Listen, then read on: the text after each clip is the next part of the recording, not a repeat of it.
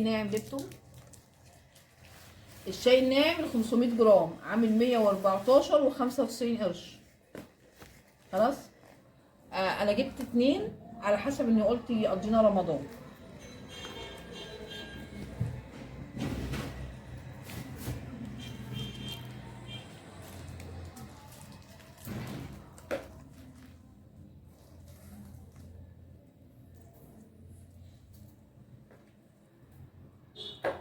في عندك الجيلي بتاع دريم.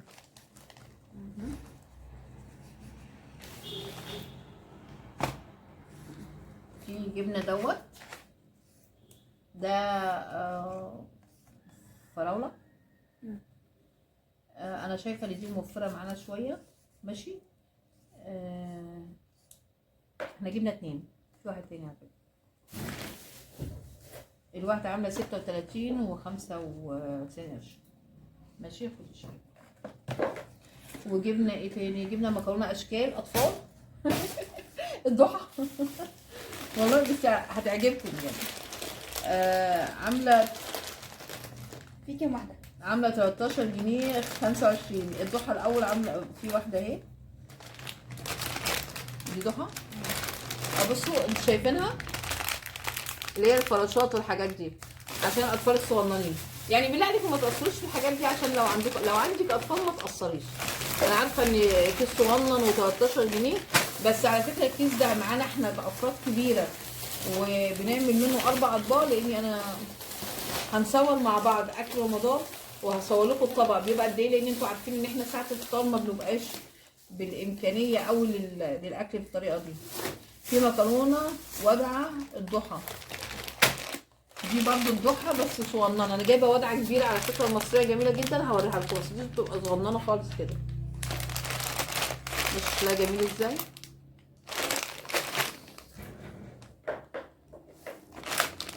دي برضو ب 13 جنيه 25 قرش. وفي مكرونه لازانيا ساده. دي لازانيا ساده. دي لازانيا ساده دوبيلا ب 22 جنيه ونص. احنا كل ده بنعمل وجبات. ده مع لحمه مفرومه مع بطاطس صاجه او بطاطس محمره او شيبس، هتبقى ممتازه. وبرضه هقول لكم هنعمل معاها ايه. انا لسه ما كتبتش المنيو، هكتبه معاكم يعني، هكتبه واوريه لكم. مكرونه حوا سباكيتي.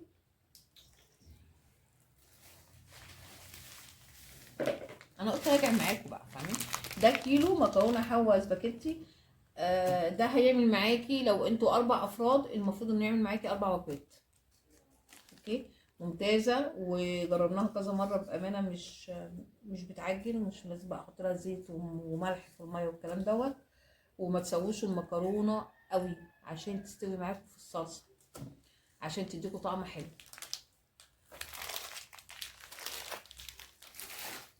مكرونه شعريه الملكه.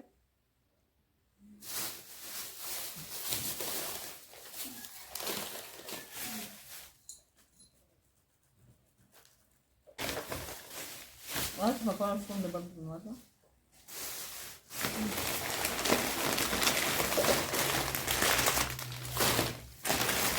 انا جبت نص جبت كام نوع قلت عشان دي مكرونه شعريه الملكه. انا بقول كل حاجه والله هتلاقوا. بصوا الشعريه دي طبعا عشان الرز والحاجات دي، وانا ساعات بعملها كمان شوربه او ساعات بحطها في شوربه الخضار. هتعجبكم قوي وفي نفس الوقت لا بتعجن ولا بتدي نشا للميه ولا اي حاجه من الكلام دوت. خلاص. وفي عندنا ده المكرونه الشعريه دي بكام؟ ب 35. ده كيلو. ومكرونه فرن ده ب 38. دي المكرونه الفرن مصريه. اوكي. لقيت ازازه الزيت.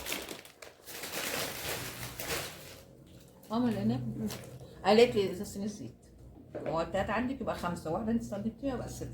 احنا ليه جبنا 6 ازاز؟ انتوا لو حسبتوهم الطاسه بتاخد ازازه. السمك الحاجه الوحيده اللي لو حطيتي هتضطري اسفه تصفيه وتشيلي الباقي وتقدري تكملي عليه بعد كده. انما البطاطس والحاجات دي ممكن تقلي مره واتنين ولو عندك اير فراير هتبقى موفره معاكي اكتر. انا بحب استخدمها في بعض الحاجات، بس ساعات بتطلب معانا بطاطس رخمه مليانه زيت، بس بامانه بتطلع ما فيهاش زيت، وانا هوريها لكم برضه. هنعمل مع بعض حاجات حلوه قوي في رمضان باذن الله تعالى، وهنمشي يوم بيوم. ولو فيكم اي حد عايز اي طريقه اي حاجه يكتب بس وانا عينيا ليه. في مكرونه حواء خواتم، وفي مكرونه ستار قواقع. مكرونه حواء خواتم ب 38 جنيه وربع. لما لقيتها بره لقيتها اغلى حوالي جنيه و80 قرش. ودي المكرونه القواقع، بس بصوا القواقع دي كبيره عن القواقع اللي انا وريتها لكم. ماشي. في عندك مكرونه حوا لسان عصفور،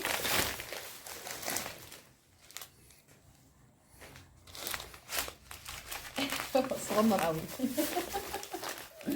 هو انا جايبه اتنين. اه الاتنين بيقعدوا معايا قد ايه في رمضان في الايام التانية. مش هنقول كتير، بس انا بعمل قليل جدا، عشان اليوم اللي بعمل فيه شوربة خضار او شوربة سي فود او شوربة حاجة كريمة، هو ده اليوم اللي بعمل فيه سمبوسة او حاجة من النواشف. ودي ازازة البتراك اللي كانت ناقصة، لان انا كنت جايبة 2 فراولة وواحدة ورا.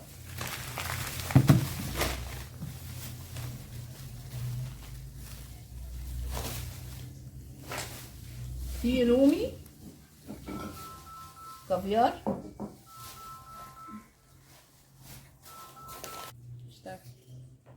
هنقول ايه، عايزين رومي كافيار بدون حرف، يعني قاطعين منه الحروف، ما في يعني دي حته تاكلوها على طول ما فيهاش هدر. اوكي. الرومي ده عامل كام؟ انا جايبه نص كيلو، عامل 133 جنيه 38 قرش. 133 جنيه، بس هنا 38 هي 39 بغض النظر. اوكي. العلبه دي انا واحده من الناس ممكن تقعد معايا مثلا اسبوع، لان احنا بناخد 4 شرايح في الوجبه، يعني كنا هنفطر او هنسحر او كده يعني. اوكي. فطبعا دي مش هتكفيني غير الكام يوم اللي جايين دولت، انما في قبل رمضان بيوم هوريكم الحاجات اللي احنا هنجيبها. اوكي. في عندكم بسكويت ويفر شمعدان، جبته للولاد لسه ما اكلتوش، لان انا الحاجات دي ما بتقعدش عندنا، الحاجات دي بتيجي تخلص. في طبعا احنا صايمين النهارده وصايمين بكره وصايمين يوم السبت وصايمين يوم الاحد عشان 13 و14 و15، والنهارده الخميس باذن الله، والاثنين ان شاء الله طبعا. ماشي. في صلصه هارفس 800 2 كيلو 800 ب 153. دي هارفس.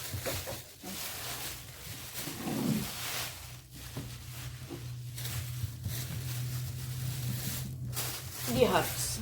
اوكي. انا بعمل فيها ايه دي؟ عشان في بنانيت كتير متجوزين جديد جت قالت لي يا طنط انا عشان افتح ديت واحطها في الثلاجه بلاقي عليها وش كده او طبقه. هقول لك انا بعمل فيها ايه دلوقتي حالا. اوكي. خدي بقى عشان تقيله على قلبي. الصلصه دي بقى يا بنات احنا بنعمل ايه؟ بناخدها، ولو عايزين نبقى نصور مفيش مشكله.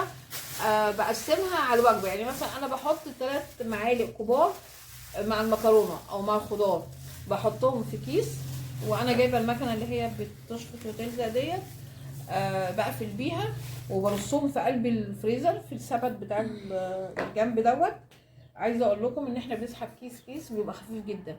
عايزه حاجه عايزه صلصه اكتر، انا بعمل طماطم هوريكم برضو. احنا هنضرب طماطم مع بعض وهنحطها في الفريزر. هنعمل منها نكهات وهنعمل منها ساده اللي هي صلصه، عشان لو عايزه اعمل مثلا فول سويسي اعرف اعمله بسهوله.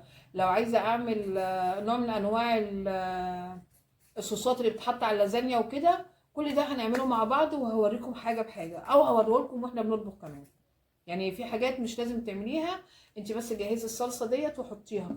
ليه يا طنط ما جبناش بطرمانات؟ لان البطرمان دلوقتي بقى عامل 30 و35 جنيه. نعم. وفي ب 40 وفي ب 45. انا بقول لهم على الوسط، بقول على الحاجات اللي ممكن.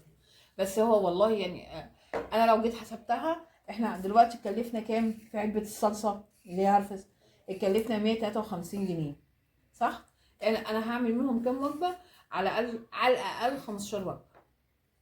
انا لو كل مره هجيب برطمان الصلصه، والله الاول كنت بحط منه معلقتين ثلاثه، دلوقتي لو جبتي اغلى صلصه هتحطي نص البطرمان واكتر، ومش هيكفيكي في الوجبه.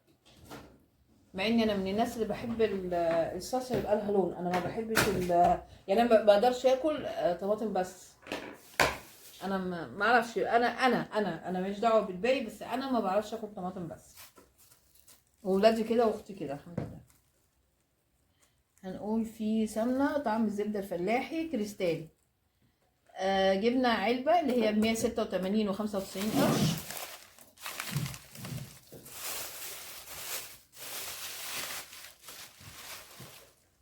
انا عشان ما بستخدمش السمنه دي كتير، بستخدم زبده اكتر وبستخدم زيت زيتون اكتر. وانتوا عارفين انا مصوره معاكم فيديو لسه ما نزلش برضو، بس انا جايبه كرتونه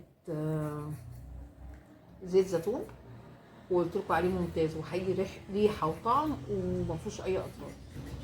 فدي السمنه اللي جايبه علبه واحده لاني ما بستخدمهاش كتير. ده انا حتى دلوقتي جايبه علبه كبيره عشان رمضان. يمكن حد من حبايبي يحب يعمل حاجه من ولادي فيلاقيها. في رز عشان سوتيه، صح؟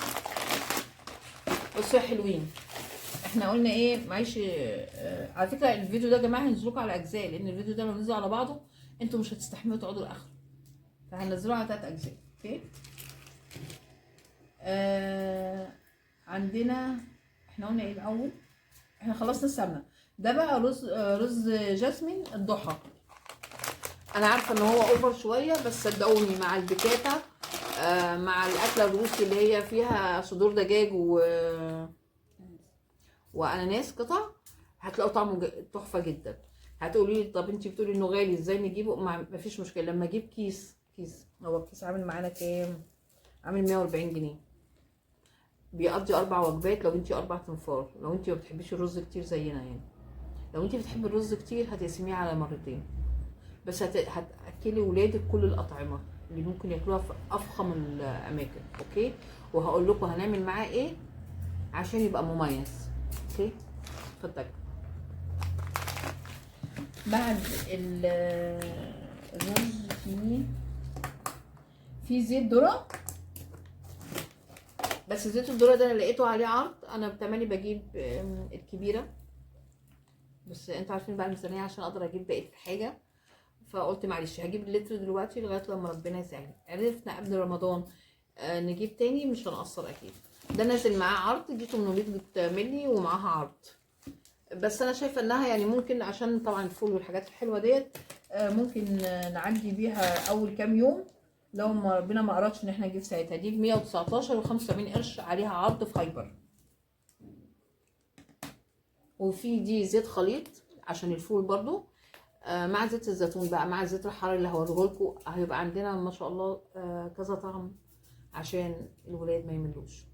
اوكي. دي مش غاليه، دي لتر كامل، عشان التاني 700 طبعا. دي ب 100 جنيه.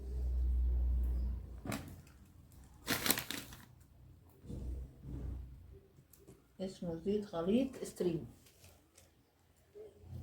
في عندنا ايه تاني؟ في عندنا لحم رومي جاهز مدخن.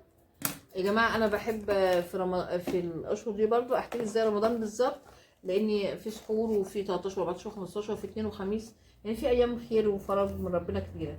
انا مش جايبه علبه كبيره، احنا الشريحه دي بتتقسم على 2، فدي فيها 6 شرايح. يعني انت عندك 3 وجبات ل4 افراد، يبقى في قطعه من دي وقطعه رومي ومع الجبنه البيضاء ومع الفول مع اي حاجه. انت ما شاء الله مستوره باذن الله. مكرونه فيولولو.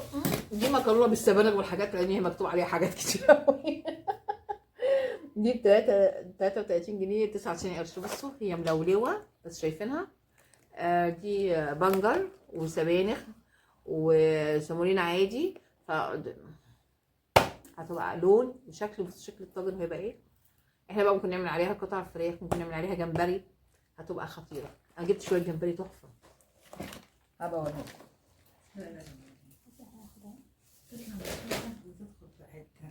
مايونيز هانز مايونيز. جبنا مايونيز. بنتي كانت بتجري ورايا. المايونيز من هايبر عامل كام؟ عامل 47 جنيه 95 قرش. وفي مستردة عاملة 38 جنيه ونص. وفي عندنا سلطة حدائق كاليفورنيا. دي بس انا مش جايباها دلوقتي بصراحة، انا جايباها هشيلها تبقى يوم كده في سحور رمضان.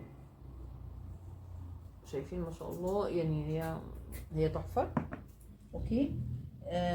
عاملة كام؟ عاملة 40 جنيه ونص، يعني مع حتة جبنة او مع شوية فول. احنا عندنا برضو ادي يوم سحور تحفة. حلاوة شوكولاتة اهيت، عاملة 64 جنيه 84 قرش. بس انا هتقعد معاكي فترة. دي حلاوة بالشوكولاتة. ده اللي عملناه. ده طبق المشروم بصي قد ايه كان اكل. عامل معانا 35 جنيه.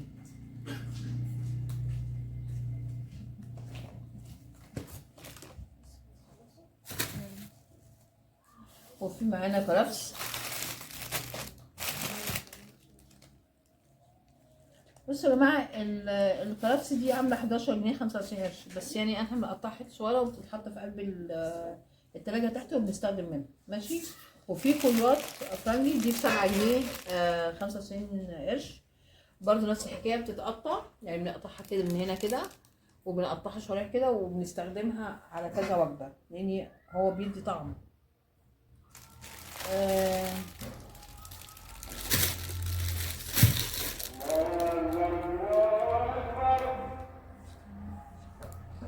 ريحانة سبرينج ايطالي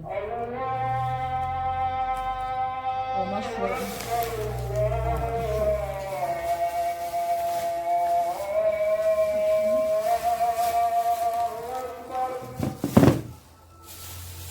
وفي مشروب غازي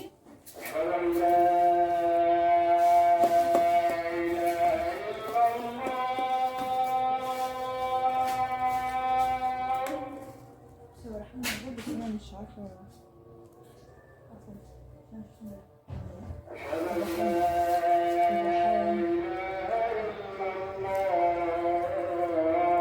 ريحان سبرينج ايطالي. هندور عليه يا جماعه. دي الريحان. دي 15 جنيه 95 قرش. دي بقى تفرطوها ورق كده وتحطوها في التلاجة عشان مش هتستحمل تقعد بره. اوكي. وفي عندنا مشروب غازي بيسموه باي. دول بقى ولادي. احنا جايبين منه كذا طعم طبعا. مشروب شويبس نعناع اهو، عشان دي من هناك ب 24 جنيه 45 قرش. في شراب مركز فينتو دي رمضان. بصوا الحاجه اللي رمضان هقول لكم دي رمضان، مش هفتحها غير في رمضان. اوكي. ده شراب فينتو وانا ولادي بيحبوه.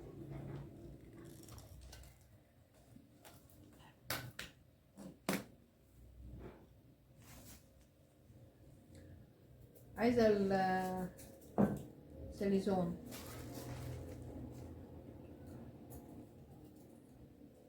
انا جبت طبق ساليزون اللي هو عارفين